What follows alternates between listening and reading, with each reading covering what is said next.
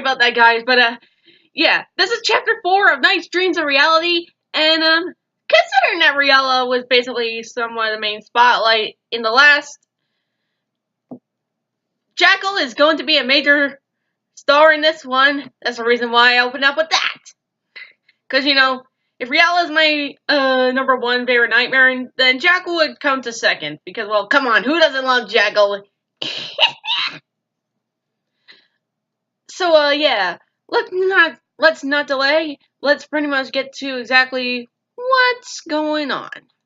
If you basically remember the last chapter, and this is just brief, Riella basically had this test about the other lower ranked nightmares, and then Starlight had to interfere, and now he's pretty much in a coma because, well, Danny basically has the plot summarized.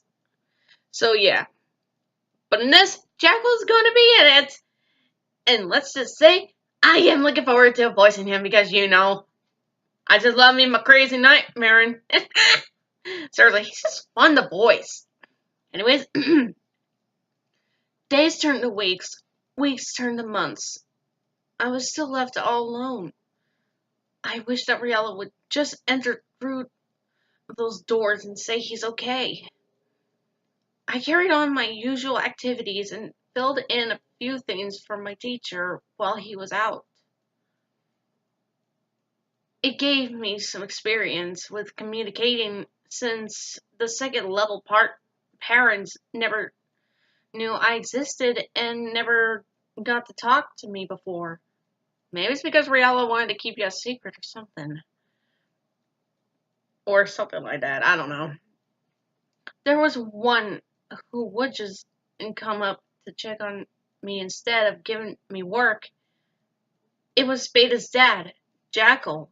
He felt sorry for me. He saw how much it tore me to see my teacher this way. Every evening he would come see if I'm still breathing and do what he could to keep me company. Yeah, pretty much what Danny's told me. Jackal's a bit much more, not so insane, you could say. So yeah, he's not really doing the crazy laugh. It was 9 in the evening. I'm sorry, this is not the point of view of her. This is the narrator. It was 9 in the evening when the child was just brushing her long midnight and golden hair. Seriously, Danny, you gotta draw more of Starlight. It would definitely be a lot more interesting just to see what she's fully looking like. You know, without the look-alike outfit. She was wearing her white nightgown, getting ready to rest. She then heard a knock on the door. Placing the brush upon the table, she walked over to the door to answer. There stood an orange mantle with gloves and shoes. No body was visible, but his dark blue eyes, an orange twin horn hat, was visible enough to see. Hey, kid, he spoke in a soft tone. Good evening, Jackal. She bowed respectfully as she let him in. She placed herself on her seat from earlier as Jackal took the opposite seat. You doing okay? He asked. Her expression didn't change. That's what worried him. He couldn't tell how she was feeling when she always stays in that state. Yes, she answered with no other words. You been eating regularly? Yes. Nothing broken or hurting? No. Jackal has been trying this with her for 2 months. She never changed her answers. But it was better than her not answering at all. He was at least glad that she was opening up. But maybe it was time to be introduced to the other Marins. Hey, he calmly says to gain her attention. Why don't you why don't you go to the girls' training grounds tomorrow? I'm surprised that there are no male nightmares. Danny, if you're listening to this, feel free to correct me on that if there are. You get out of this empty room and around some Marins your own age. Does that sound good?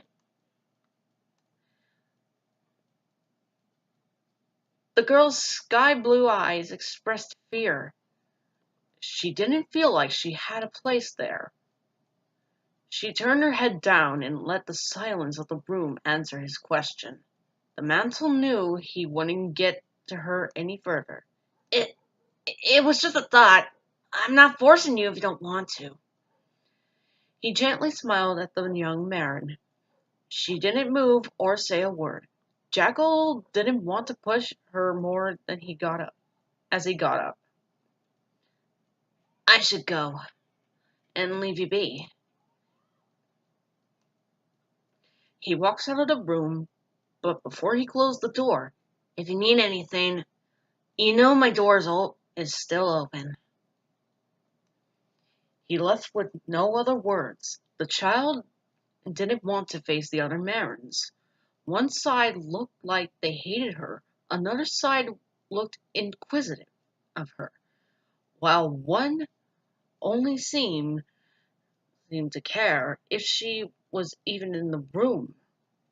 But she still felt alone on the inside. She started to feel like Riella would never return.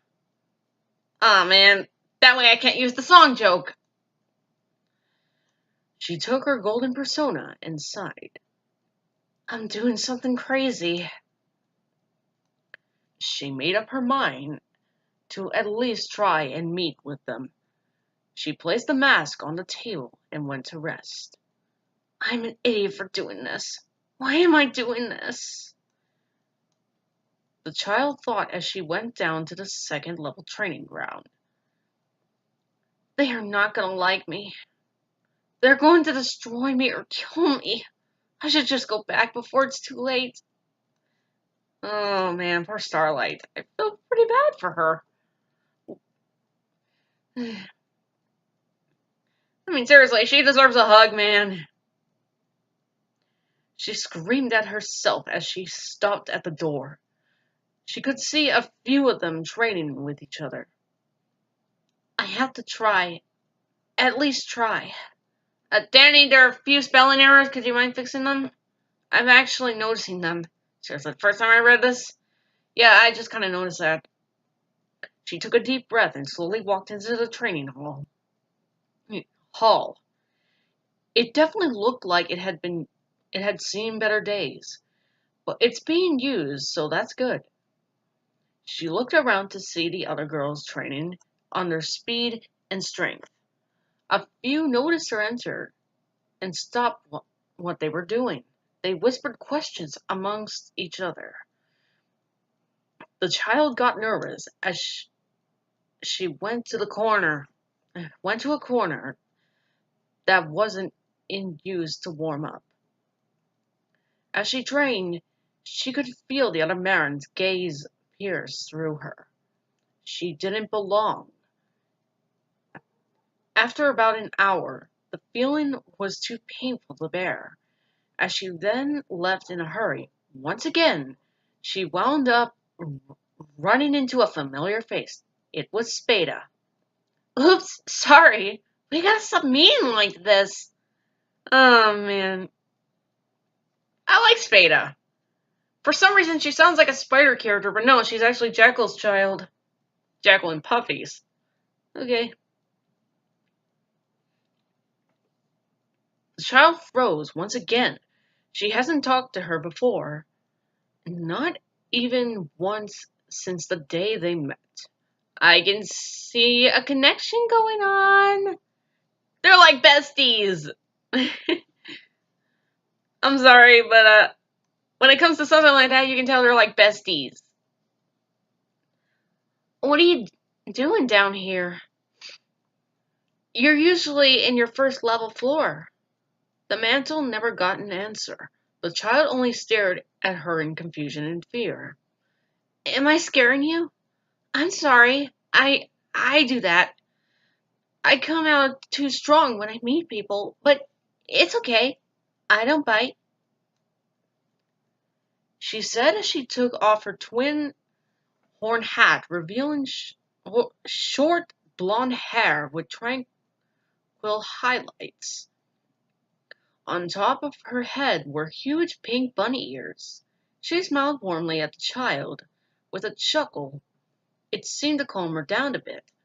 She, she felt less panicked as the child took a deep breath and regained her composure.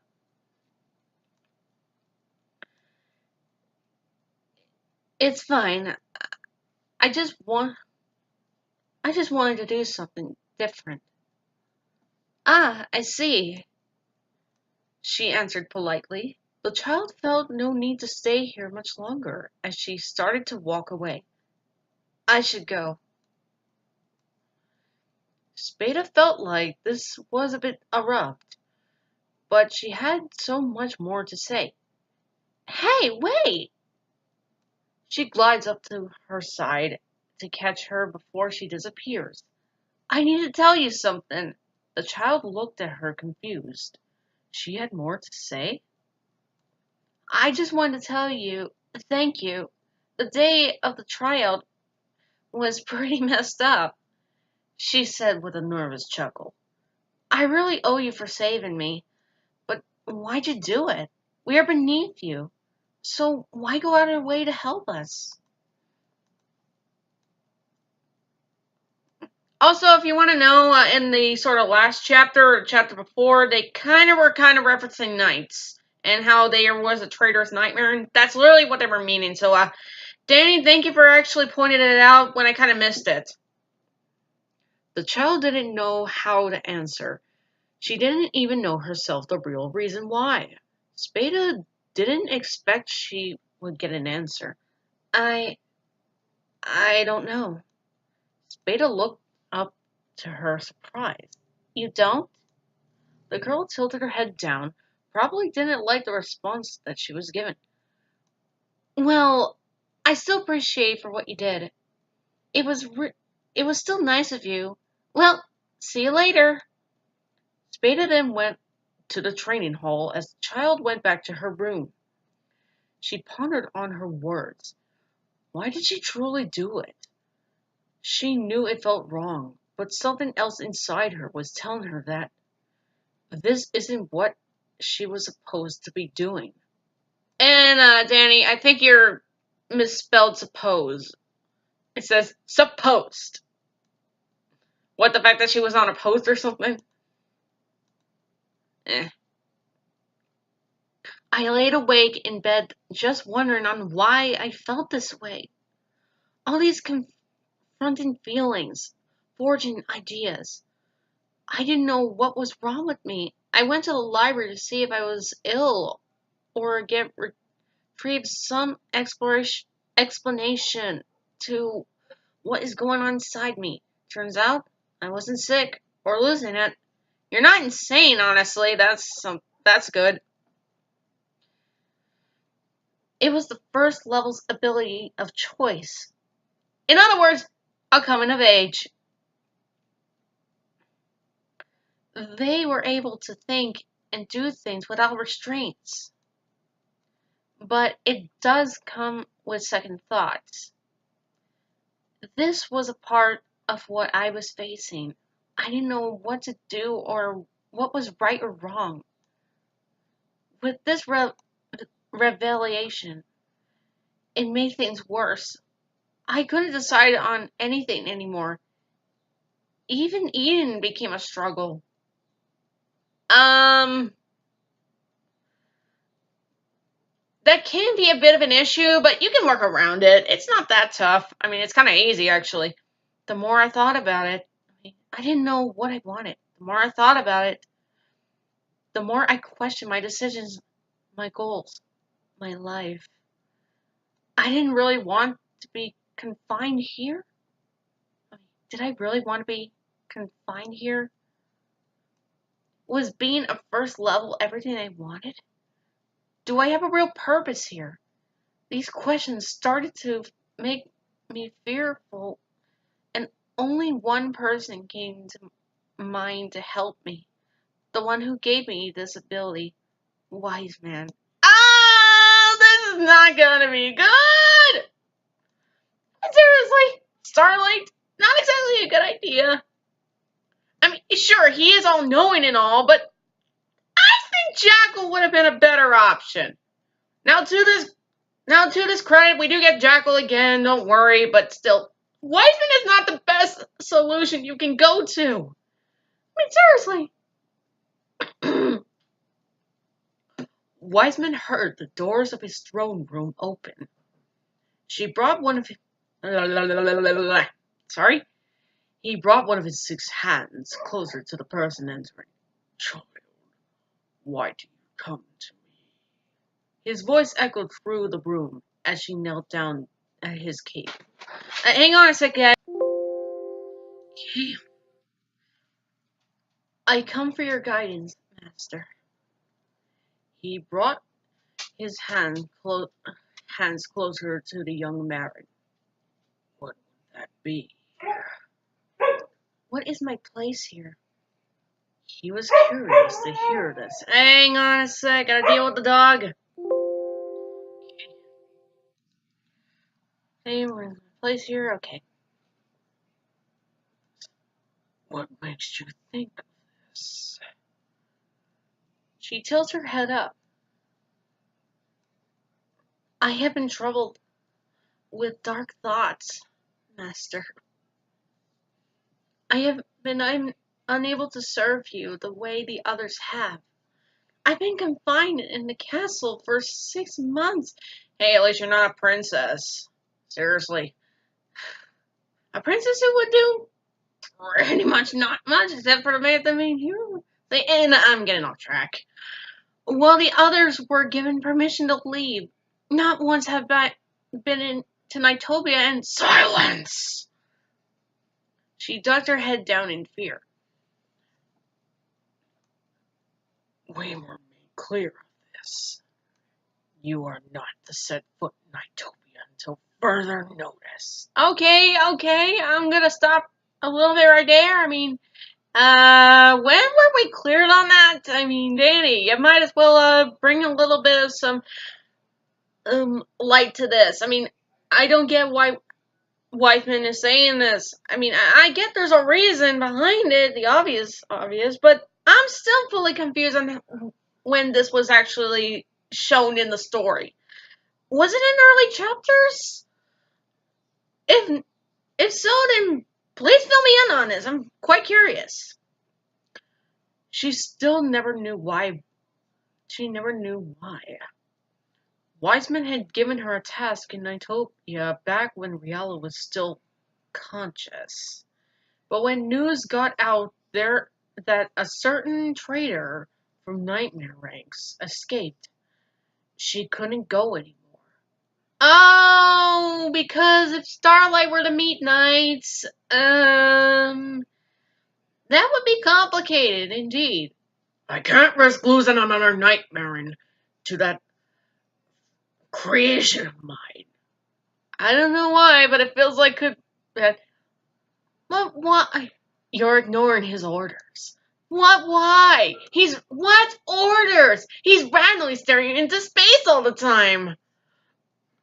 It wise guy. It's wise man. No, you shall be no longer in this short as I continue staring randomly into space. I'm sorry.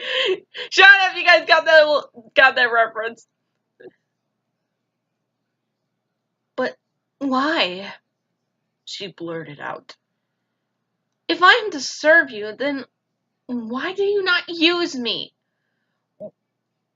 What have I done wrong to deserve this, Master? I said, be silent, child. I can't do a good Wiseman impression. That's the best I could do, guys. He brought all 6 hands around her. You are to be here at all times. Do I make myself clear? My question is that, well, maybe if he had, like, I don't know, someone to keep an eye on her, maybe things would go smoothly. But no, he didn't really think this through. You know, for so-called God of Nightmare, you're not really clever on this. Ugh. Yes, master. He brings his hands back as the Nightmare got up and walked out. Wiseman feared her outburst. This was exactly how another Marin of his acted before she rebelled. Talking about knights! Who'd they do? He would make sure she was closely watched. I knew she would be so. She would have been trouble from the beginning.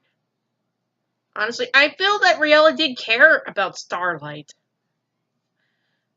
It's pretty much obvious that he looked after her for good reasons. I mean, Riella, of course, can be a major jerk and all that. He is supposed to be the enemy of knights and blah blah blah blah blah. But I feel still, just like with Envy, there are some things that looks can be deceiving, and that there are some good parts of. There's definitely got to be like a good side to them that we just don't really see or normally see. It's, I'm just saying, what was in Nightopia that would make him not want me to go? I didn't know, but I wasn't going to ask Wiseman for help again. Yeah, you best not to, otherwise you're gonna get another lecture. Or worse. There was one other person I knew, but what if he doesn't understand? Jackle's coming, guys! Jackle's coming back. You have Jackie boy! Yeah! Sorry. The young nightmare walked down the second level floor once again after several weeks. This time, she went to the housing halls. This area was where the nightmares would live, rest, and do whatever they do in their spare time. She came across a door with a wild yet fancy decorative design. Hmm. Feels like something from Alice in Wonderland a bit. I'm talking about the Disney cartoon or Alice Madness Return slightly. Could be one of those. It had to be the right room. I mean, who else has a crazy design? She knocked on the door and waited for a response. After a minute, the door opened, reveal a tall, ball-like bunny with striped clothing and and fancy jewelry. Okay, this is kind of embarrassing. At first, I thought I misheard. I Red Bunny, and I just thought like, wait, is Queen Bella here? I literally thought it was Queen Bella at first, but no, it's just Puppy. Oh my! What brings you here, child? Puffy the bunny said with concern. I wish to speak with your husband, Jackal. She looked at her a bit confused. Oh, okay. Do come in. The pink bunny escorted her into the room. Oh, hi, Mark.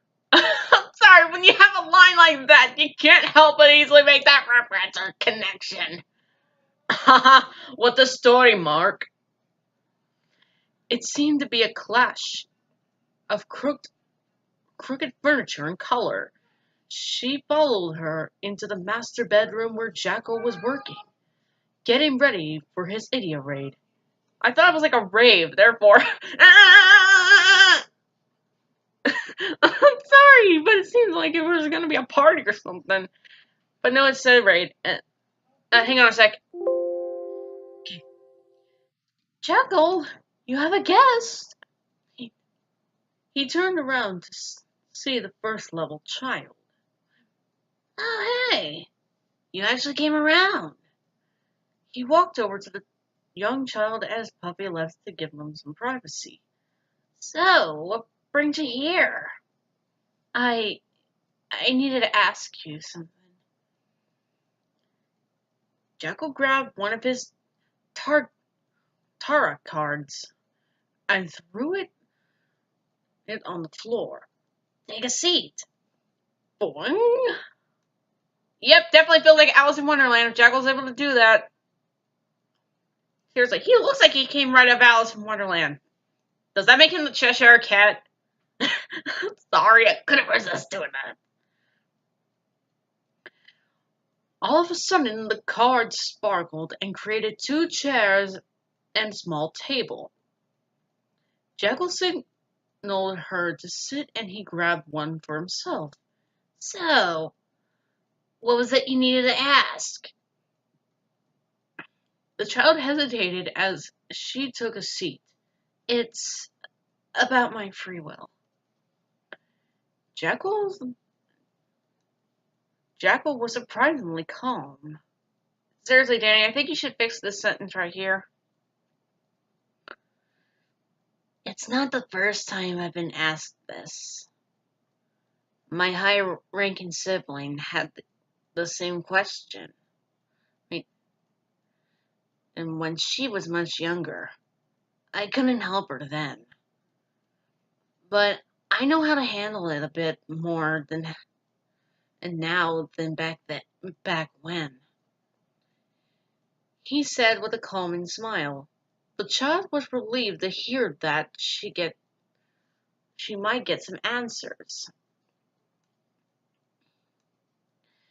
So I'm sorry about the editing here, guys. I'm sorry.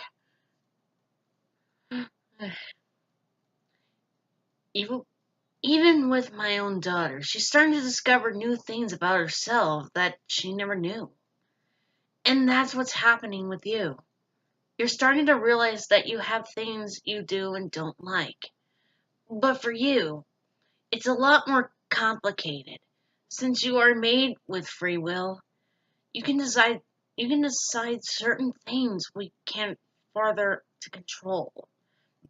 I'm not sure what he was meaning by that, but okay. The child was puzzled at this, yet she understood. This sounded like what she was going through. You have the choice to do what you think is right, not just what Wiseman orders you to do. Wise guy! Sorry. Not that I'm telling you to do whatever you want, but that you are entering a state where you get to figure out what makes you you. Maybe you like to be the silent listener, wild child, stern and brave. There's many to pick from, but that's your choice. She nodded and said, but what about the part about feeling? Jackal wasn't sure what she was trying to say. Feeling like you don't belong here. The mental felt bad the moment she said that. A first level feeling out of place is a bad sign. But that could just be a father in him talking. Well, I'm not sure about that. It could be due to your lack of experience or something. Much more. Wait, something much more. Sorry. I'm not sure what, but I know you will find it someday. Here in Nightmare. That ain't gonna do much, Jack. It won't. This wasn't the answer she wanted to hear. Feeling as if she wasn't going to find anything else, she decided to leave. Thank you for your time. She got up from her chair and left without other words. Jackal was still a bit concerned about her. He never knew what it was like to have choices she had. This was something she needed to discuss with Riala. I remember those days when she was here. I just hope she stays on the right path. I have a feeling that Jackal actually kind of misses Nights. I mean, Jackal is considered to be the oldest At least that's what it says in the Japanese version. Jackle was actually the prototype, and then Wiseman created Knights in Reala. I guess that makes sense why Jackal looks a bit slightly similar to them. Even though clearly, you kind of feel bad for the poor guy, considering, well, what he's had to go through. I had to make a choice. Find myself and what makes me unique, or forever a servant to a man who had done nothing to help or support me in this prison. Are you referring to Riella, or are you referring to Wiseman? Because either way, I'm picking the latter. Because Riella was at least was actually being kind of responsible and actually slightly doing the most he could. Maybe it's just me, but I don't think Riella's trying to be the bad guy around here. Even though what he did in the last chapter was cruel, still just saying. My views started to change drastically. I started to see things differently and question all of my surroundings. I even questioned my teacher's words. Was I really rescued or abandoned in the dungeon? Why would Wiseman forbid me from leaving? What is on the outside of Nightmare's walls? We must build a wall to keep out those annoying Nightopians. It's just as much sense. The more I questioned, the more I thought. The one place, the one area I was told never to go was the place I should be looking around at. I kept the secret from everyone, not even Spada. We had grown closer as friends since I was exploring and experimenting new things. Are you sure you didn't say experiencing? Because that could have been a misspelling there. She found it weird that I couldn't go to Nightopia. The more I asked about her adventures in Nightopia, the more I wanted to go. It felt like Nightopia was calling me somehow. Okay, I know exactly where this is going. I know exactly what's gonna go down. Even though pretty much Starlight is considered to be a nightmare, and she is pretty much similar to how NiGHTS is. And wait a sec. Instead of pretty much what NiGHTS is, Starlight is kind of what I like to call a project of some sort. Or maybe a NiGHTS 2.0 in a way. Hey, at least she's not emo. I don't see why you can't go.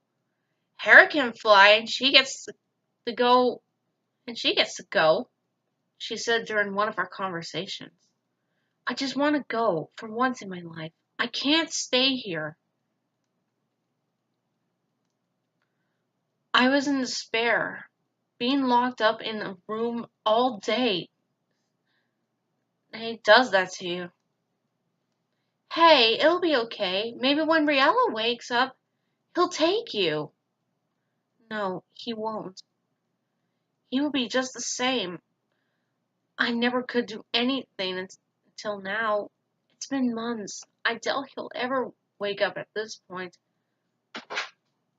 Honestly, Danny basically says that Riella will wake up just in a few other chapters later. Yeah, that's pretty much what she's told me, like I said earlier. Or something like that. Spada noticed my change of attitude. You miss him, don't you? I know it's been months, but comas can last from days to years. He still has a chance of survival. Okay, I'm pretty much bringing this up, but, Riel is considered what I call a dream demon. Therefore, I think it's impossible for him to die, honestly. Unless he's killed by, say, like, I don't know, another nightmare, or in this case, his own master. That is the only reason. Honestly, if he were to get hit by visitors, that pretty much wouldn't do much. And no, I'm not counting the comic as a canon thing. Curse you, Panders! Anyways, I heard the news he wasn't doing well at all. I heard he wasn't doing well at all. Your mom is one of the doctors now since she decided to be a stay-at-home mom. Yeah, that's what Puffy is. She's pretty much a doctor. I know he won't make it. Don't feed me these lies. Beta gently rubbed my back, trying to comfort me. It's okay. I know he will pull through. He is the strongest of us all. Okay, we're getting close to the end, guys. I couldn't believe this. I was in denial. I remembered leaving the room abruptly with no other words. I was still feeling lost. Where else do I go? Do I have to go? I was outside in the garden, sobbing in the rain. You stand in the rain, stand the ground. Sorry. I sat at the base of an old statue to give me some shade from the rain while I cleared my thoughts. No one here could help me. I had to save myself from here on out. I saw Spada and her father talking near the window of their home. I wasn't sure what it was about, but it ended with them hugging and the light going out. The rest of the Marins were asleep. After some time of waiting, and my opportunity became wide open. This time, I decided to take it.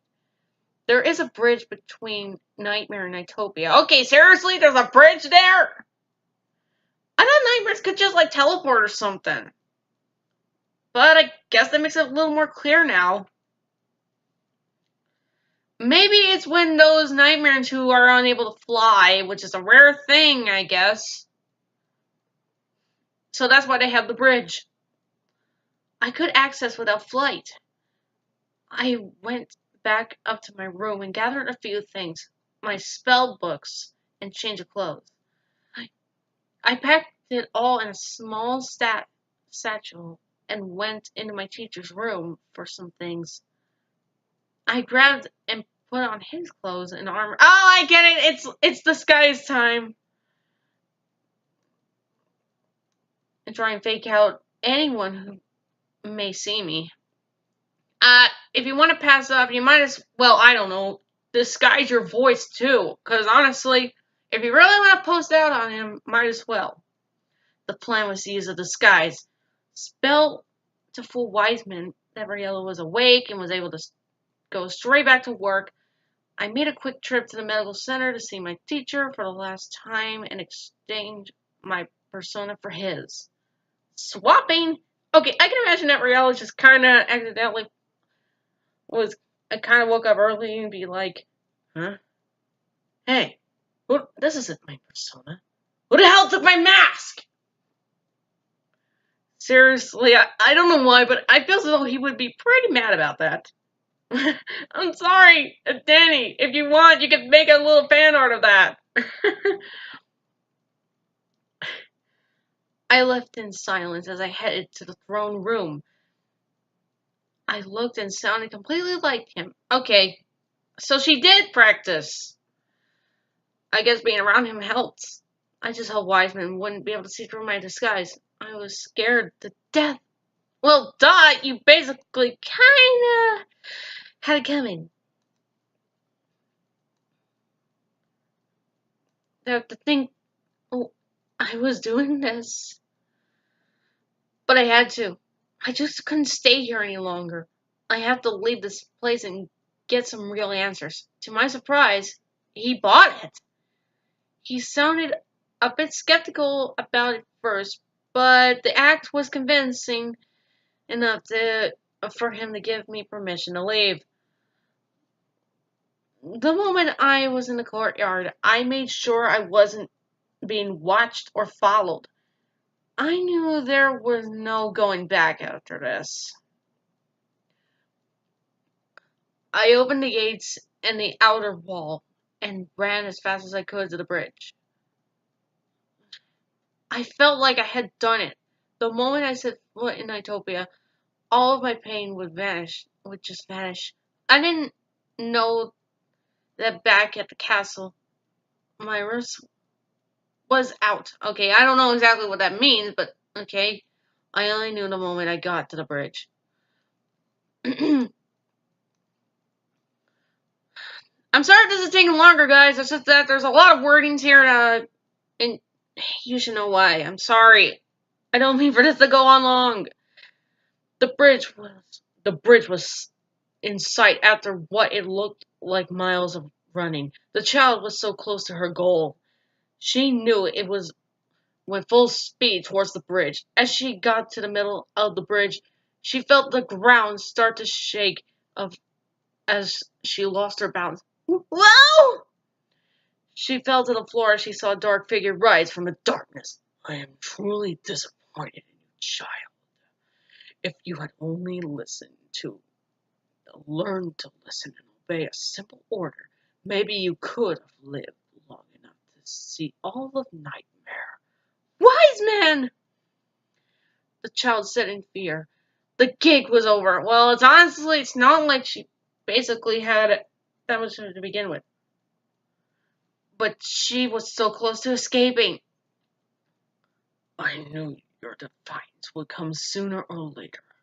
She feared what was to come as she slowly got up and turned away in her disguise.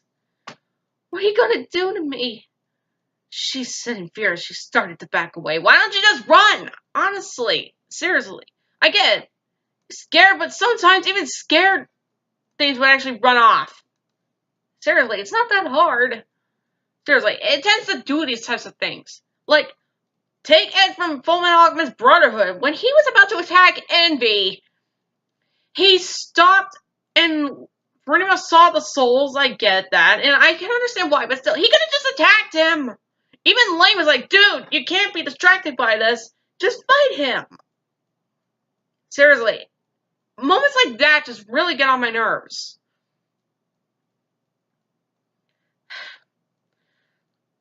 I tend to do what I should have done the moment you were brought to me 17 years ago. I knew you would try to disobey me. It was only a matter of time. The moment timing fell in your favor, you would attempt something that would go against my will, just like your mother. Okay, I'm questioning that, but yeah, Danny, you're basically a mastermind of this. So, pretty much, you basically keep us wanting more of this. She feared for her life until she heard his final words. Okay, this is Starlight talking. Wait, my mother? How do you know about her? All of a sudden, one of his hands shot a beam of lightning, striking her. The Marin was flung off the bridge's remains as she fell into the dark ocean below. Oh, God! The dark ocean! Oh, boy! Wiseman felt as if the job was complete and went back to Nightmare, leaving behind nothing but the destroyed stone bridge, okay? That's what I'm just gonna say. I thought it was the end. The cold darkness choking away my life. This explains a lot more what the dark ocean truly is and how dangerous it is. Much more than how it was slightly in, I don't know, the games. I don't know, but it just felt that way. Nothing but black as far as the eye can see. No escape. It was all gone. Everything I wished to see. Even the answers to my unanswered questions. Dust. But something had its hedge of protection over me. I remember a bright light and a faint voice speaking to me. It was soft yet familiar as the light consumed me.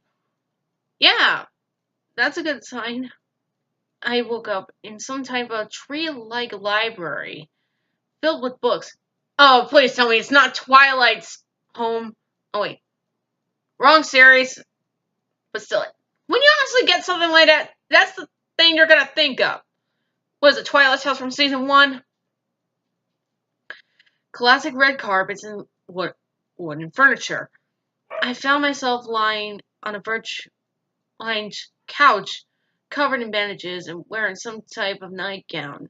Where am I? And that's the end of chapter 4, guys. Sorry if this was kind of a long one, I tell you.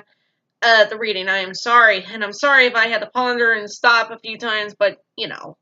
But I gotta say, even though it was kind of, well, sometimes a little hard to make out half the time, this was actually still pretty good, and it just makes you want to see more. So, yeah.